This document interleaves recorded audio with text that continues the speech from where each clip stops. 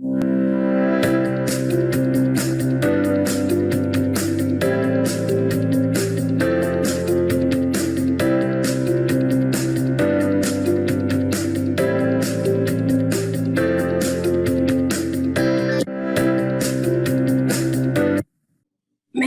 did that seem jumbled to anyone else, or is it me?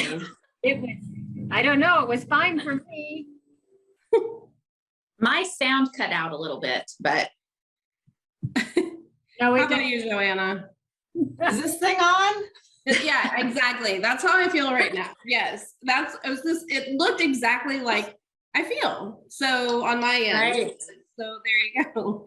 Welcome to Straight Up Positive. If it didn't come through on your screen, that's what we're doing tonight. We're super excited to have Michala from Prairie Elder Care and Hi. talk about the great work that she's doing.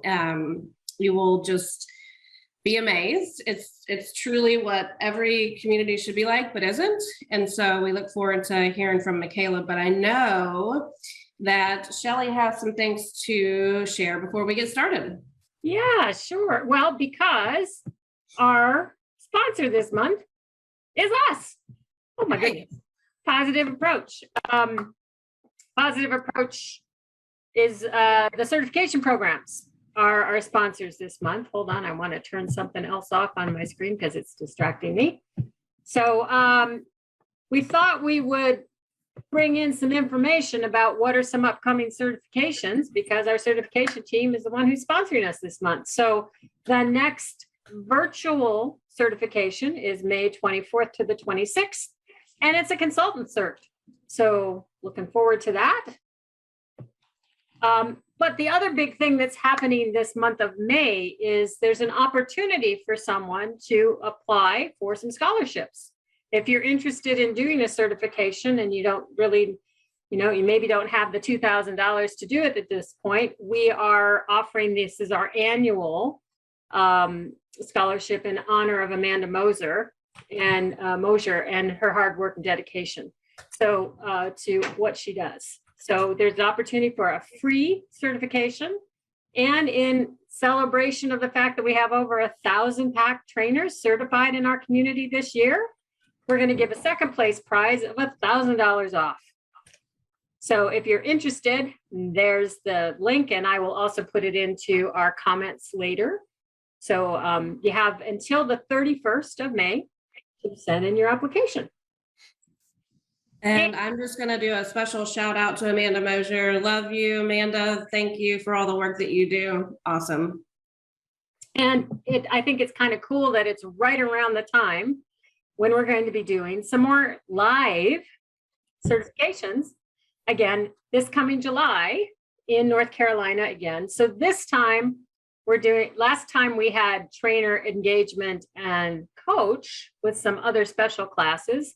This time we're doing trainer engagement and consultant, but we have a brand new class that's coming. If you've been coming to our champion classes, or you've been thinking about our champion classes and you're like, wow, I'd really love to be able to teach those, we have a new certification called Champion Course Teacher, and you need to be there live, and there's only 10 spaces available.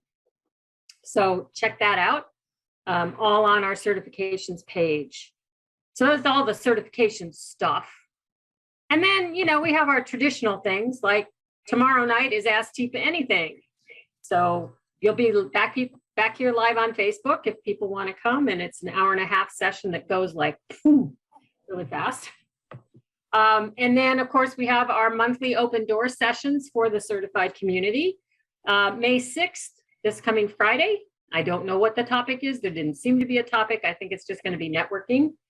And then on the 20th, Alejandro is going to talk about how to take your certification to the next level with PAC. So hope to see a lot of folks there. And then, of course, we have our champion courses every Friday. Joanna, that's something you do a lot of, don't you? It's fun. Yeah, it's a lot of fun. So it's a lot of fun. Yeah. So 2 hours every Friday from 10 to 2, or no, 10 to 12, right? I always make that mistake. It's only 2 hours. It's not 4 hours. So 10 to 12. I'll fix that before next month. And as always, thank you guys for continuing to share our content. So like and follow and subscribe on either YouTube or Facebook, or if you're really wanting to do something new, try to get onto our TikTok channel and see what Teepa's doing there. They're doing some pretty amazing stuff. And that is it for me and what I want to share. All righty. Thank you, Shelley, and hope to see lots of folks live in July. I hope to get on that course. I'd love to see a lot of people in person again. Joanna, one of these days we're going to get to meet in person. You know? I hope so. I'm counting on it. Counting on it, counting down the days, man. I hope that happens sometime soon because our whole relationship has been virtual, which is really kind of interesting. It's been great. It has been great. And I'm so glad to have you here with me asking Michala questions because we had our pre-interview setting up for tonight and we had so much fun. I don't even know how we're going to keep it to like 53 more minutes. But we're gonna try really hard because I don't want people to lose focus and miss anything that Michala has to say. So Michala, give us a quick intro to yourself, where you are in the world and how you engage with people living with brain change. Definitely. Well, thanks so much for having me. And Joanna and Rebecca, if you guys want a road trip to Kansas City, yes, that's where I'm located and you guys can meet up there and we can hang out. So you're welcome to come. So, so my name's Michala Gibson. I was PAC certified in 2017 as a trainer and had heard about Teepa for a couple years before that, but just love her. I'm so excited that you're back doing live sessions because I just think you get the YouTube and I'm really impressed with her TikTok account, but it's not the same as being in person. So I think that's exciting to get back to that. So I'm from Washington, Kansas, which is a very small town in north central Kansas. Grew up on a hog farm and so I am a farm girl. My sisters both married farmers, and I was the rebel that moved to the big city eventually. But I am still a farm girl at heart, and that's really where I got my start as a caregiver and as a person that just fell in love with the senior population, and especially those people living with dementia. I got my first job when I was 15 as a CNA in the nursing home in my very small town of 1,000 people.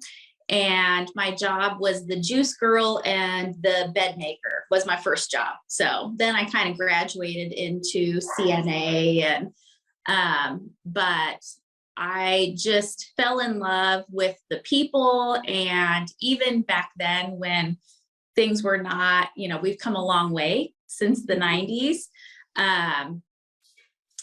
But even back then, when you had a moment to really take the time to listen and get on their level and connect with them, those short connections that you made were so important.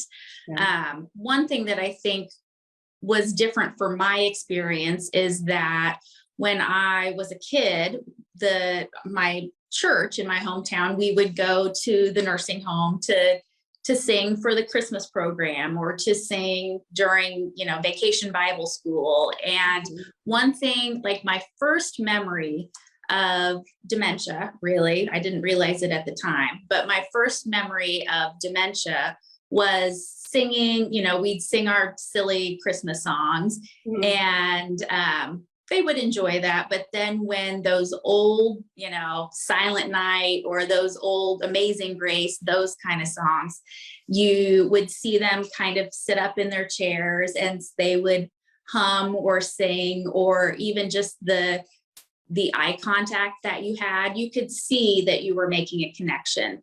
And even though I was probably 8 when that, that stuck with me. And One so thing then Michala, that you mentioned that's kind of unique too about your town being so small is that when you were an 8-year-old going to visit, or even when you were a teenager going and working and being the, what did you say, juice girl? Right, yeah. And bed maker, is that you pretty much, because of the size of the town, everybody had a story. Like you knew people, you knew that was your friend's grandmother, grandfather. There was just, it was real. I mean, it felt real to you, not just Right.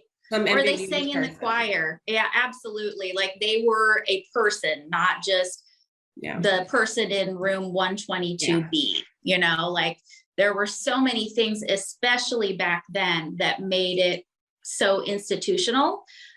You know, that was back in the days where you restrained people if they were, you know, had falls.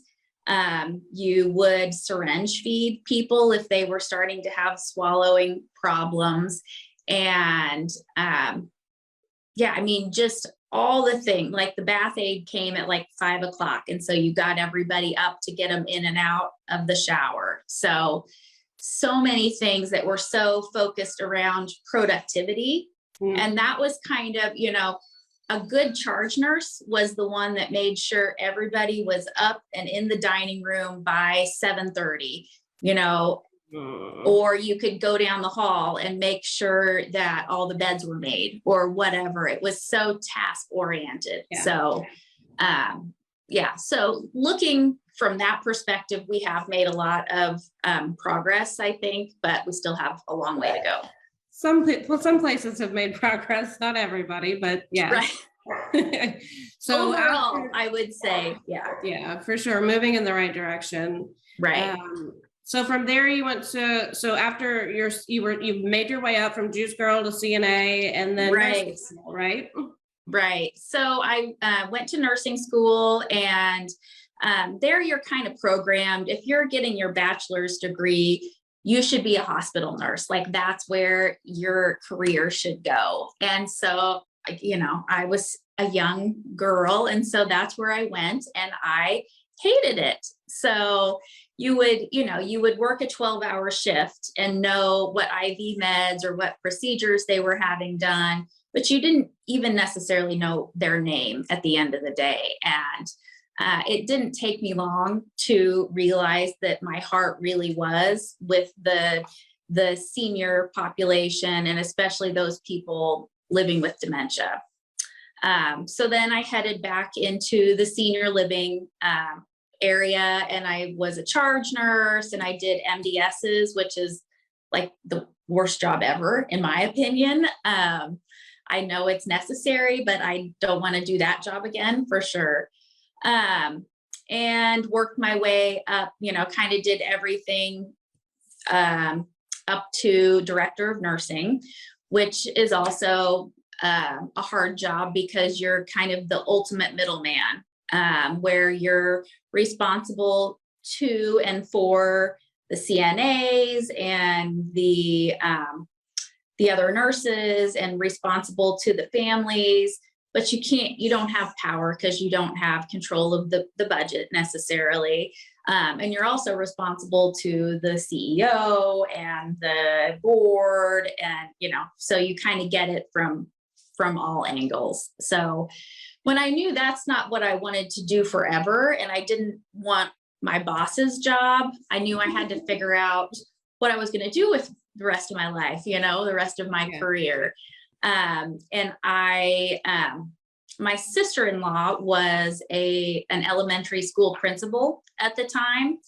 And the interesting thing is that even though we're on the opposite ends of the age spectrum, we have a lot of similarities in just working with the person and the families to help make that person's life the best it can be, make them the highest functioning person they can be, and just help support them in the areas they need support in.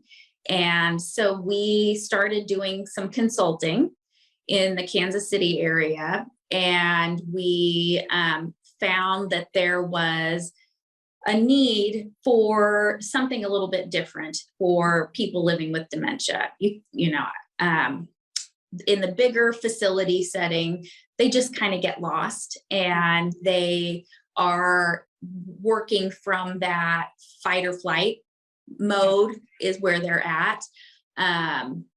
And we also found a lot of what are memory care, units really just means there's a lock on the door. Yeah. So we kind of put our heads together, and not many people want to loan $500,000 to a nurse and a teacher. That's not really a popular thing to do. So we had to get pretty creative, and we did end up figuring out how to get the money to buy a home and renovate it, and opened our first group home for people living with dementia in July of 2014. So 8 bedrooms, and each person has their own room. We have 2 caregivers per 8-bedroom home. And they're mainly med aides, CNAs or med aides, and we truly don't have, culture change. There's all of this new language, and, there's the universal worker and just all these different words. But it's really just how we don't have different departments. So there's none of that.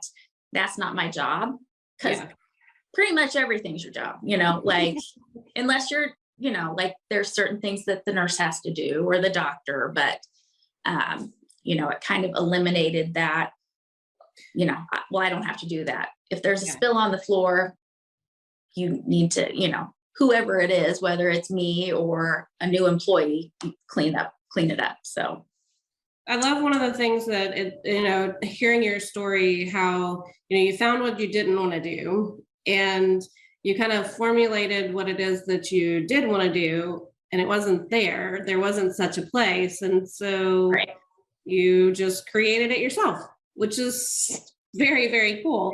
So that was in 2014 when you started that. Tell us what Prairie Elder Care looks like today, because you've grown. You didn't stop with that one place. Right. We didn't stop with the one place. We opened another house in October of 2015. And that was kind of like, it's like each time you open a house, it's like having a baby, I found. And you gain the weight, and you have the sleepless nights, and kind of all the things that you go through with that. But that was hard to go to that. And then we kind of came up with what we felt like was still the missing piece. So in our homes, we have our mission and vision is to give back community connection and control to people living with dementia and their loved ones. And so one thing that we felt like, and I can kind of talk more about that, but one part of that we felt like was still lacking was that engagement piece. And so we came up with the idea to do a farmstead. And so in 2018, March of 2018, we opened the Prairie Farmstead. So that was two additional homes. And on that, we have a barn, which is kind of our community space. We have a huge community garden. We have pigs and goats and chickens. We have a koi pond, and we're getting ready to build our 5th home, which our 3rd home on the farmstead. And we'll have a pond there, like a fishing pond there. So that's kind of exciting to think about that. And then we also have our day program, which is open Monday, Wednesday, and Friday, 9 to 3. So that's just there aren't a lot of freestanding. I know Chipa has opened or is participating in one in North Carolina, but there aren't a lot of freestanding day programs. And I feel like sometimes it's they just go there to kind of watch TV.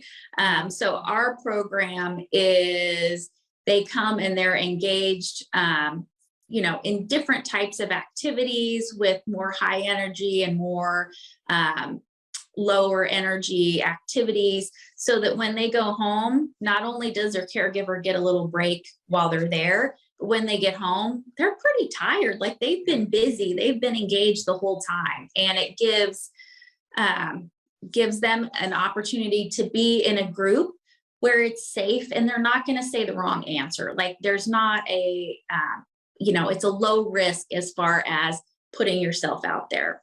Sure.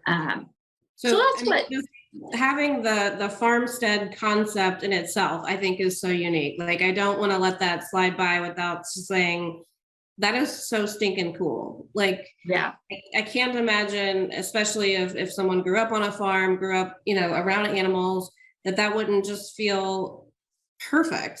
So, I mean, the absolute opposite of institution, like just perfect. Right. And there's just so many chances. Like having those animals is an automatic way to start a conversation, or an automatic icebreaker, or, like when the grandkids come to visit, like this weekend's Mother's Day, and we'll have tons of people coming to visit. And it's just such an easy way to start a new conversation, or to go pick the tomatoes aren't quite at that point, yet.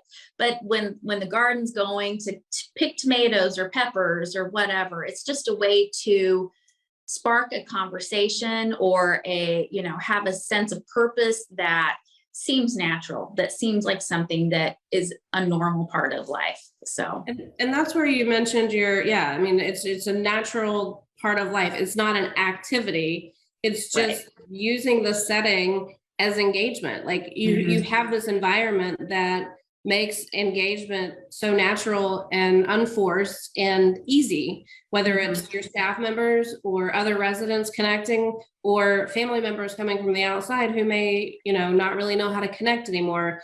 I want to go back to that engagement model that you talked about. So I love that, the community connection and control. Can you talk more about that? Yeah. And I think that is certainly something that has evolved as we have grown and experienced things, and just kind of, I think it ties in a lot to a lot of the same principles that the positive approach has. The first piece is the control, and I think of it as a triangle, and control is the base. That's the foundation that everything else is built on. And if somebody feels out of control, they're in that fight or flight mode. And so it's not giving them unlimited options. It's giving them the options that are safe, that are good choice. If you know that they like pancakes and they like oatmeal, instead of saying, what do you want for breakfast? Which they're going to say, oh, I don't know. Or, you say, would you rather have pancakes or oatmeal? That's a simple thing, but it's something that gives them the opportunity to make a decision. Waking naturally, that's a huge control thing. And I've seen so many times that has made such a significant impact on how the rest of their day goes. And, those type of things. Talk more about waking naturally, because I know what you mean, but just I want to drill this one home. Yes. Yeah. Again, as the night owl in the group who doesn't like mornings. Right. It's just one of those things that's part of what we do, but we do have to explain that to somebody. So we don't want to. I remember I had a lady that used to be a night shift nurse, and how for months everybody tried to get her to go to bed at 8 and get up at 7, and it was never going to happen. And so just working around their schedule, it just goes back to that, working around their schedule rather than them working around what works for us. So, if you stay up till 2 a.m., that's okay, but you're not going to want to get up at 7, probably, like I wouldn't want to. So, we kind of go on their history. We take a history of what their norms are, and we understand that those sometimes change as somebody goes through this process. But when it's there, if they usually get up about 10, we'll knock on the door and kind of gently, and maybe open the blinds. But if they're not ready, then we go back and we come back, 15 minutes later. And so, but we don't have breakfast goes from 5 a.m. until lunchtime.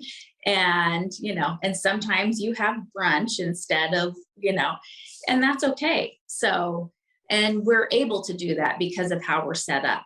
So I love that, kind of going back to that control piece is I am empowered to live who I am versus being set into, a square peg in a round hole, that kind of thing. Yeah. So I just wanted you to know, Michala, that you're getting lots of raves on. People are like, we want more. We want farmsteads. We need more places like this.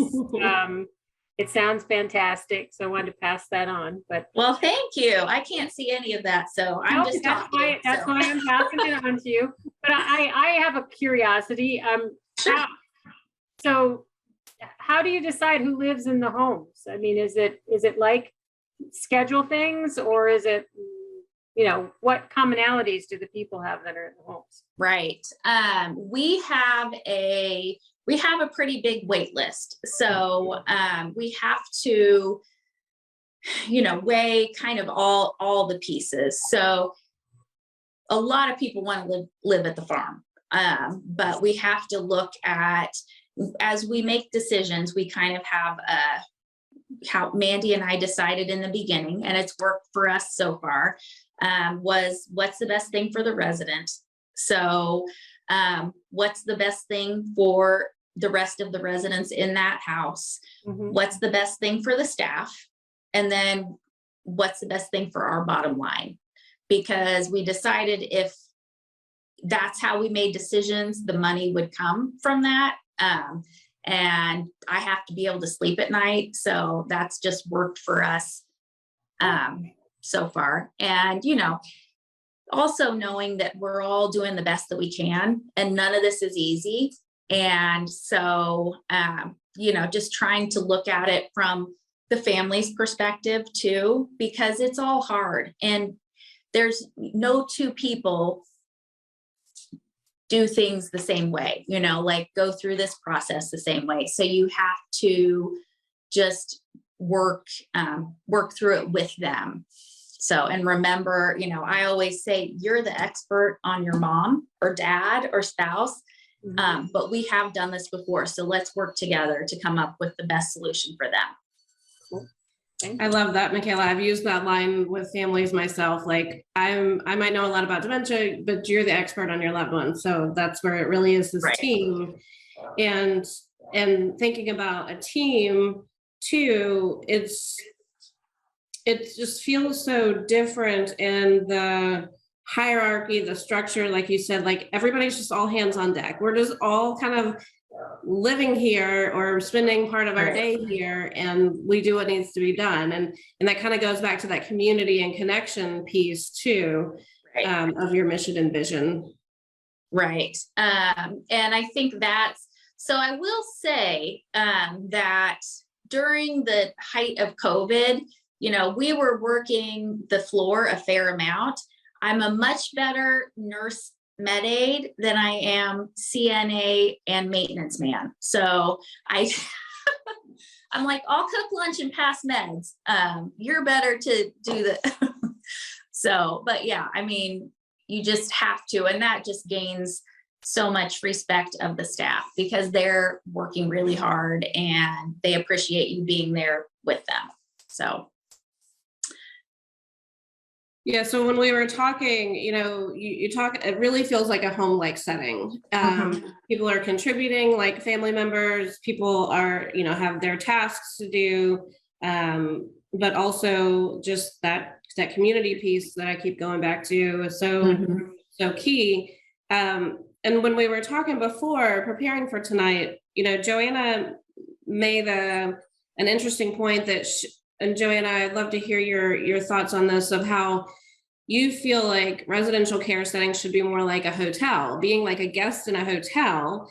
And then we talked about like a hotel versus a home, but the kind of the point is that it's not that you're like a prisoner either way. Like Right.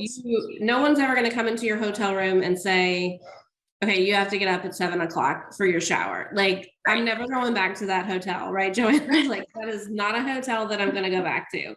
So do you want to talk about that, Joanna, that hotel piece? Yes. I mean, this makes so much sense to me, Michala. I don't know why it's not happening in every single place.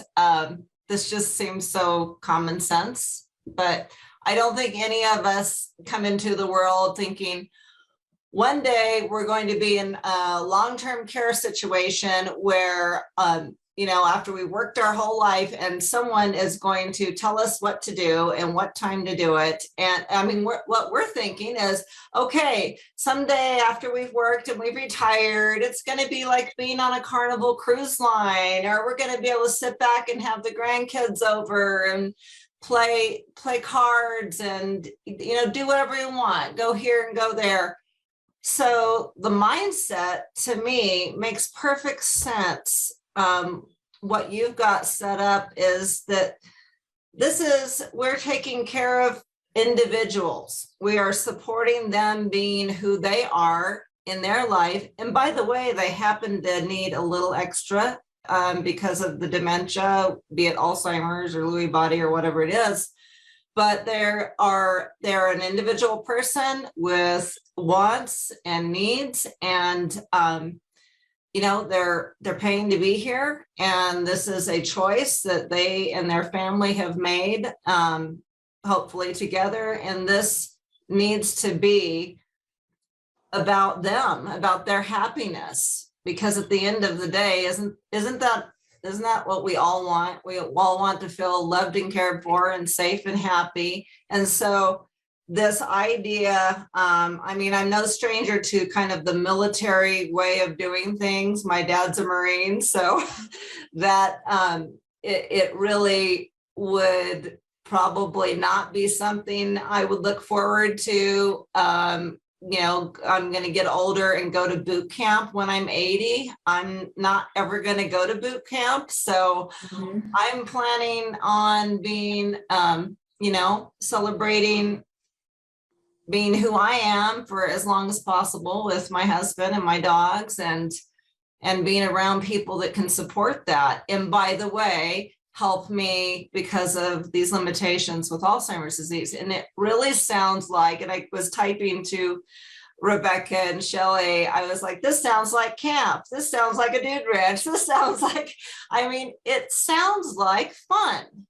It sounds like a normal life and as something to look forward to, a place to look forward to being part of, rather than and I've heard people say this, if this gets too bad, we're going to have to put so-and-so in a home. We've got to shift that culture, and you're doing that. And to me, that made me think of, if we're guests in the hotel, that was just the first thing that popped up to me. But I think what you're doing makes perfect sense. Amen, Joanna. And Thank you. Here's the rub, I'm sure, for you, Michala, is that we can all say, yay, kudos, this is so amazing. But you're bringing in staff members who, this is not the norm. This is not what they've experienced in other settings. So how do staff members acclimate to your unique mission, vision, and philosophy of care? Yeah, I think that is definitely something that has evolved, because we are in a culture right now where there is a drastic, we're in a crisis as far as staffing. We're a little more fortunate than others because you aren't asked to, work a whole haul by yourself. It is a job that's doable. And so I think we're more fortunate in that perspective, but I think it just comes down to sticking to what your beliefs are. And it's constant. One thing that I found, is that your focus is all like, you're kind of going through your focus, we're focusing on engagement really, really intently right now. And so as soon as you switch that to maybe restorative, like the exercise program, or as soon as you shift it, then you have to go back and focus on engagement. And so that's one thing that I've just kind of gotten used to. It's just a constant. We're really lucky in that we have the same staff at the houses all the time. And so one thing that is a challenge for us is for the staff to give them a little time to get used to, what words we use, what words we don't use. That the goal isn't to get everybody, you don't have to get everybody up as fast as possible, because we have all morning, like it's not just that you have to, and they were trained that way for a reason, because that was what they were forced to do. But we don't have to do that way.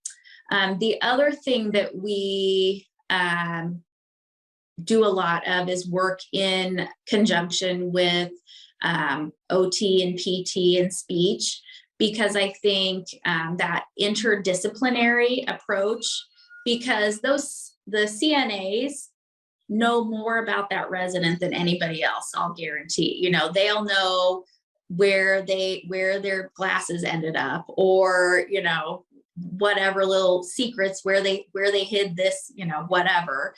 And so that's valuable information. So just making sure that everybody understands that they do have an important role to play. So, but I think working with OT especially is huge in our environment to help have that interdisciplinary team. Yeah. Oh, we have some questions from. Okay. So April wanted to know, do you feel it's a lot more work for staff? Says it sounds like a wonderful option for those living there, but isn't it difficult to operate a home like this? I think you have to be somebody that, I like a challenge, and I could never go back to doing it the old way. I believe what we do is the right way to do it. And it is not, if you're looking for the most efficient, cost-effective way, this is not it. I'm just going to say that's true. Mm-hmm. But I think the job is easier because the residents help you dry the dishes, or help you load the dishwasher, or help you fold clothes, or clean their room. So giving them, and they feel good about it. And if they're helping you with something, they're not having an unmet need that is causing something that is undesirable for you. So but it's just that drive a behavior right? Yeah. It's just that whole shift in your mindset, I think. So that's something that we hear a lot at PAC certifications and all across the board with PAC stuff is, this is all fine and good, but I don't have time for that. And I think one of the things that when we put PAC into play, when we put PAC's philosophy and you've embedded them. So, it's this, what you do with your PAC is not just, your PAC skills isn't just one or two things. Like, it is all about what you do. That it actually, that time spent up front can save us time in the end philosophy, right? That it actually does make it easier, though it seems like it's taken extra steps. But if it's helping engage or connect before getting someone to a shower versus, those horrible scenes that we've all seen or heard, and how long that takes, it does save you time in the end, really. Right. And knowing them, and knowing what the best time of day to do the shower, and knowing what their, everybody has their, like for me, it's going to be, your kids are coming to take you out to lunch. Like, that will be what gets me in the shower, I think. So, knowing those tips and tricks, and that comes from just having that continuity of care, having the same caregivers and the same routine and all of that.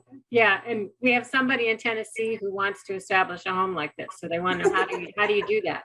Great. The first thing I would say is to check your state regulations. So each state is different. We're on the Kansas side, but Missouri has different regulations for Home Plus is what we're regulated as. So. Okay. Well, because the other thing I'm hearing or thinking about, Michala, is that, I went to the Hogevec village in the Netherlands in September, and what you guys are doing is a lot like what they do, right? It's the Kansas version of It that. is the Kansas version, absolutely. Well, and and I also have a friend in Virginia who is starting, he's going to have a farm in a big community and so on. So I think it's really wonderful. You're way ahead of everybody else. So congrats. Yeah, I mean, we did a lot of research on the dementia village as we were getting started. We're like, but we don't really have bus stops around here, like not where I'm from. Anyway. Yeah, they're very much a city. Right, exactly. So, but we do have pigs. So kind of our version. Well, and it's the life that many of your people have led, right? I mean, that's who they were, and right. Or their grandparents, especially a lot of them had parents or grandparents that had a farm. So yeah. So it's taking that, you saw this model that was really working, but wouldn't have worked in Kansas. What a great point, like bus stops and things like that maybe someone who lived more of an urban existence would appreciate, and that would feel familiar for, but you made it familiar for your unique residents, which is just so cool. You talked about how you guys use the GEMS model. And so the cool thing about Straight Up Positive is this is just on TIPA's page. Anybody could be watching. We really try to shine a light on people in our certified community. So the majority of folks that watch may be from our certified community, but you may have someone who's completely new to PAC also who's watching. And could you talk about like TIPA's GEMS model and how you use that with your residents, or even when we talk about our own, emotional states or GEM states? Right. Well, definitely. One thing we do with our new hires is we talk about them, and there's no way in a one-day orientation that like in class orientation that they can really get it. So we kind of start it, and we have monthly staff meetings. And so in each of those, we kind of try to build on that so that they're hearing that stuff all the time. And it just becomes kind of part of what we do. So when somebody's having a challenging situation. Can I pause this for a second? Because I want to say, wow, Joanna, Shelley, did you notice that Michala just said, no one can learn it all in a one-time shot, but how many places it's just, you do that one orientation and then next year, you'll do the 102 version of it. But like that's the whole thing. You just like laid out PAC's beliefs that we're always growing, we're always learning, we're always moving and shifting, that there's no such thing as a one-time training that's gonna be everyone's.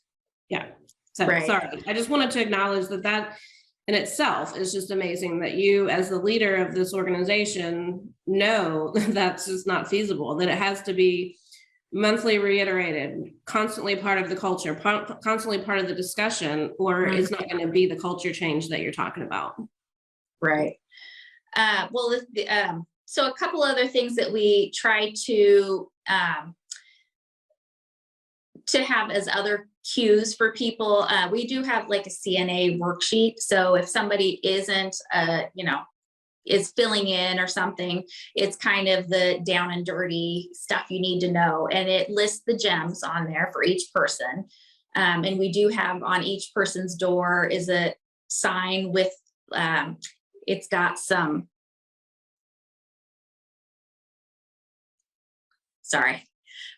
it's got some gems on it as just a visual cue, like so a staff person would know kind of where they fall. And we talk about this is where they typically are. And so if they're in a high stress situation, what's probably going to happen? They're not functioning at where they normally are. So what do we expect to happen there? And then I talk a lot about us and how we try our best to be sapphires and recognize that sometimes we are diamonds and that we need to be able to see that. So, yeah. For And I anyone give, that isn't familiar with the gem states, is Teepa's model of like talking about progression and different changes that happen through the course of dementia. And I'm curious, Shelley, because I'm noticing a visual in your environment. And so you're not living with brain change, but I'm wondering if your gem state is altered by the cat that really wants to be a part of this. Yeah, it has. Yeah, I'm having a little bit of an emerald moment here, because I'm like, I don't know what to do next and what to pay attention to. Yeah. What I should be paying attention. Well, yeah, because I'm supposed to be paying attention to you guys and my screen, and I've got a cat who's biting my hands, and right. Yeah. So yeah. And I mean, that's one of the things that I love about the gems is that it's not just people with dementia who experience brain change throughout the day, and even in this hour that we're talking. Everybody can change, and everybody needs the support to be able to make it through whatever change we're experiencing. Right. I'm fine now because Cat's gone away. Mm-hmm. And I've had a chance to talk to you guys. I just couldn't let it go without saying. No, I think it's perfect. It's a perfect example, Rebecca. So Michala, sorry, I just cut you off yet again, but just kind of talking about using that model and those shifting gems. Definitely. And then it's not just someone who's actually diagnosed with dementia, but all of us. And I think that this, this whole culture shift that you're talking about, this whole, different way of doing things. One of the things I heard you mention was the structure of how you consider next steps, whether someone's coming into your home and you said you have a wait list. You talked about what's best for the person, that's the potential resident, what's best for the other residents that are going to be around that person, what's best for staff. And then after all that's considered, you're looking at your bottom line, which is so unusual and refreshing. Yeah. I mean, I think one thing, I'm a nurse and Mandy's a teacher. And so, we have always, we want to help people. And one thing that I know is true, I'm not an accountant or a CFO, but I do know there's nothing more expensive than an empty bed. And so if we do the right thing, we are going to have, we're going to have people that want to live with us. So, and I think it's just, that has worked for us. And what I never would want to have happen is to have somebody move in that it's not going to go well. And, my first responsibility is to the people that are already living in the house. And, I just want it to work out for everybody. And sometimes those are some hard decisions, but when someone moves to our homes, we design them so that we can keep people through end of life, because I don't think when things get hard, I don't think the right thing to do is have them move. I've worked in CCRCs and I think there's great things about them, but I don't think when things get hard, they should have to move to an unfamiliar surrounding and start over with all new staff when they already have the reputation as being a problem or being, that's word travels. So, we bring in, I'm a huge advocate for hospice, and using that collab, we work really closely with them as well when that's appropriate.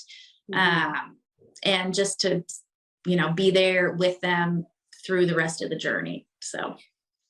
And I worked in an assisted living memory care at one point too. And that was always something that was heartbreaking for me to think that, and as Joanna put in the chat, like moving someone, what you're saying, Michala, moving someone when the level of care changes, I mean, is so detrimental to the person and just Right. doesn't, I mean, it just seems so counterintuitive, but to say like, we're not licensed to care for someone who is a 2-person assist or whatever, you know, I Right. can see it, but gosh, it sure isn't benefiting really anyone in that Right. situation. Right. Yeah. Yeah. Oh man, I want to come work with you. Joanne, let's go to Kansas. So what's next for Prairie Elder Care? Well, one thing that we have, we've had lots of people that are like, well, why don't you start one here? Why don't you come and, help us start one here? And so, but I think it's hard because there's so much of us that's part of it. So, we're open to helping other people get started. But I just, I think I'm spread as thin as I can be already. We are looking at ways to help people engage on, in the bigger community, because that's one thing that we hear on a daily basis. People call and they're like, how do we get through today? Like, how do we get through just today? So helping to figure out ways to keep people engaged, have a purpose, have quality of life while they're still at home. Because I do understand that this setting is expensive and not everybody can afford that. And so I do think there will be people that stay home longer because it is getting more cost prohibitive. So Yeah, we did have another question. Christy wanted to know, is it possible to see or experience what a day is like on the farm? Like, can somebody come and visit? Sure. Yeah.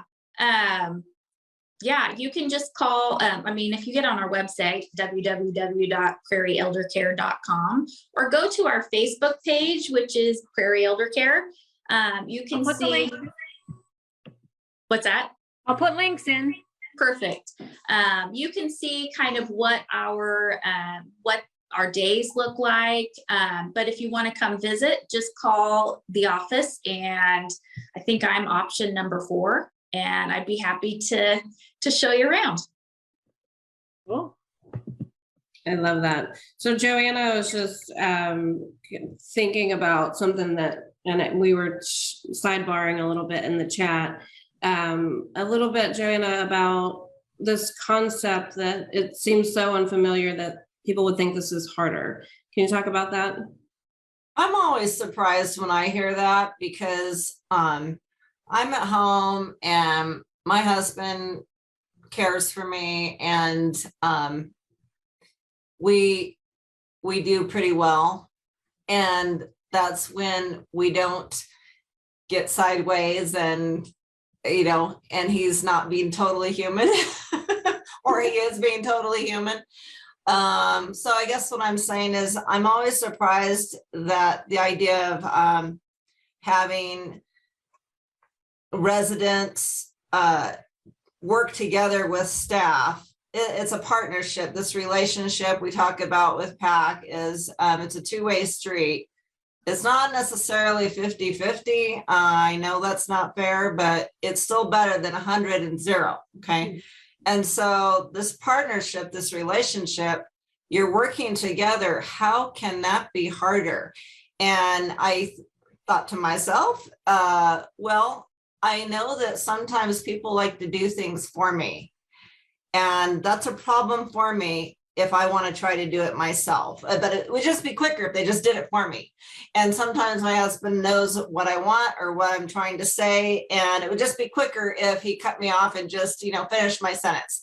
But that's going to take longer because I have this unmet need, and by God, I'm going to meet that need. And if he's in a good place, a sapphire place, he can deal with whatever place I'm in, and we're working together. And I just want to really support and reach out and send warm fuzzies to those people, encourage them that I promise you, PAC skills and what Michala's talking about is not harder. It does not take longer. It's just being a normal wonderful person with some skills. That's all it is. It's being a pleasant person with some skills added to that pleasant person. Really. So I think that's, if that makes sense, that's where I was headed with that. Yeah, so Joanna, it's curious for you. I mean, you are at home and you have your husband who is, I think you said taking care of you, but you're having this partnership with your husband because of your brain change that you are experiencing. But I'm curious, because a lot of times you give voice to, I've heard you say, like, I can communicate what maybe someone in my gem state, their verbal skills may not be able to allow them to express, whatever. And so I can be that voice. And so I'm curious, hearing about what Michala offers and what Prairie Elder Care offers, what does that do for you, knowing that if you ever had to go into residential care, that there are places like what Michala offers? Well, I think I already feel like she's a friend. So knowing that she'd treat me like Joanna first, and she'd be like, okay, and I know you have Alzheimer's and I know you need some extra help with this, that, and the other thing. And then I'm probably going to ask her the same thing 7 more times. But knowing that I can be me and it's going to be okay. To me, that fear is kind of gone. I mean, it still kind of creeps in, but that sadness and that fear, there's nothing to be sad or fearful about if you're going to still be you and you're going to celebrate that, and I can help you. I mean, I'm going to have skills until the day I'm taking my last breath. They're just going to be different. So I think that we know that in PAC. We talk about that in PAC. We share that every chance we get. And that it only makes every single person's life involved in dementia care easier. The family, the care partners, the staff, and the person living with dementia makes everybody's life easier and happier. So it takes away the fear and the sadness. I can tell you that much, which is everything. Mic drop right there. Like, I feel like that is just beautifully said, Michala. What Joanna said that really stuck out to me is that she would know that she was still Joanna. And I think that's the gift that you give, that you give your residents, and empowering staff to relate to Joanna or Shelley or Rebecca or whoever might be needing a little support and care, but allowing Joanna to use the skills that she was talking about that she'll have until the day she takes her last breath. And you guys are just doing a beautiful job with that. So thank you for what you do. Thank you. I mean, I started tearing up a little bit hearing Joanna talk about it. And I just feel like that's so powerful for you to be able to say those words, because a lot of times people aren't able to. And that's why we do it, is because there is a better way to do it. And, we can't take away the disease or the progression or any of that, but we can be a team rather than working against each other. So. Amen. And you do take away, as Joanna said, some of that fear and concern about the unknown. What you guys are doing is amazing. Thank you, Michala, for being here. You are the exact reason we started Straight Up Positive. Folks like you who we want to get your story out there. And thanks for letting us shine a light on you. Thanks for sharing your information. And it sounds like there's lots of people who are making comments and will probably be following up with you. Great. So, yeah. Thanks so much for having me. We'll see and you guys. Come to Kansas whenever. I really, really want to make that happen. I really do. Until then, I'm just going to stalk you guys on Facebook and see all the fun that you guys are having. Perfect. All right. We'll see you guys next month, the first Tuesday of the month, for another Straight Up Positive. Until then, stay well. Bye, guys.